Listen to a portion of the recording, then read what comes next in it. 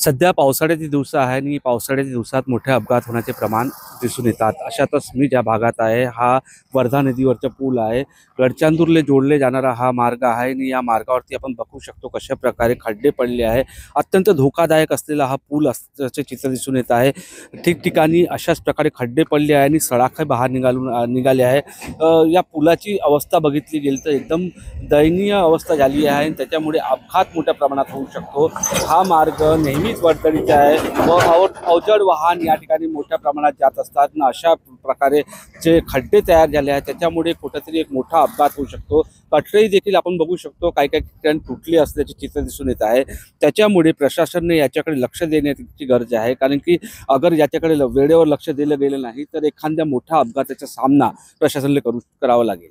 Nilesh दहाट, TV9 Marathi, Chandrapur.